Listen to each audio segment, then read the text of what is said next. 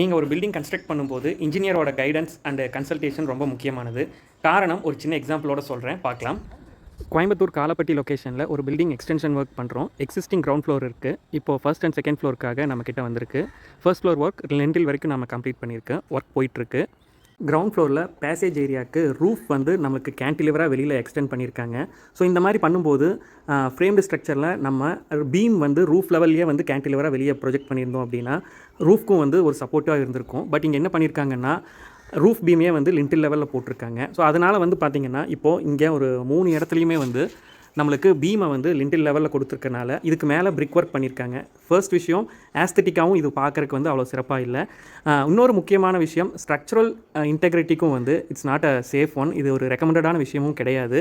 And இன்னொரு விஷயம் பார்த்திங்கன்னா, இப்போ இந்த மாதிரி கீழே கொடுத்துருக்கனால இங்கே தேவையில்லாமல் நம்மளுக்கு பிரிக் ஒர்க் வந்து கிட்டத்தட்ட ஒரு 15 கியூபிக் ஃபீட்கான பிரிக் ஒர்க் வந்து பண்ணியிருக்காங்க. ஸோ அப்போ இதுக்கான பூச்சு வேலை, கட்டு வேலை, இதுக்கான லேபர் இதெல்லாம் கால்குலேட் பண்ணால் நியர்லி ஒரு 10,000 to 12,000க்கான வேலை வந்து தேவையில்லாமல் பண்ணியிருக்காங்க. ரெண்டாவது விஷயம், நாம் 2 காலம் அடிஷ்னலாக ஆட் பண்ணியிருக்கோம். ஸோ இந்த காலம்க்கான எக்ஸ்கவேஷன் பண்ணும்போது எக்ஸிஸ்டிங் காலம்க்கான ஃபுட்டிங் நாம் பார்க்க முடிஞ்சுது. அப்போது அந்த ஃபுட்டிங்கோட டெப்த் வந்து நியர்லி 2 feet போட்டிருக்காங்க.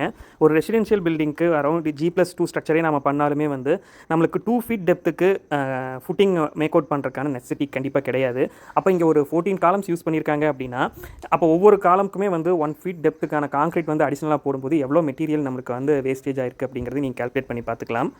ஸோ இப்போ நம்ம பார்த்த இந்த 2 விஷயங்களுமே வந்து ஒரு சின்ன சாம்பிள். இந்த மாதிரி பில்டிங்கில் நிறைய விஷயங்கள் இருக்குது. ஸோ உங்கள் பில்டிங்கை ஒரு எக்ஸ்பீரியன்ஸ்டு இன்ஜினியர் ஹேண்டில் பண்ணும்போது கண்டிப்பாக பில்டிங்கான ஸ்ட்ரக்சரல் ஸ்டெபிலிட்டியை வந்து நம்ம உறுதிப்படுத்திக்க முடியும். ரெண்டாவது விஷயம், ஒரு பில்டிங்க்கு தேவையான பீம் அண்ட் காலம் சைஸஸ், ஸ்லாபோட திக்னஸ் வந்து என்ன தேவை அப்படிங்கிறத அறிந்து கால்குலேட் பண்ணி அதுக்கான மெட்டீரியல் மட்டும் நம்ம யூஸ் பண்ணி பண்ணும்போது தேவையில்லாமல் நம்ம ரிசோர்ஸ், அதாவது நம்ம மெட்டீரியல்ஸை வந்து தேவையில்லாமல் வேஸ்ட் பண்ணுற விஷயங்கள் வந்து கம்மியாகும்.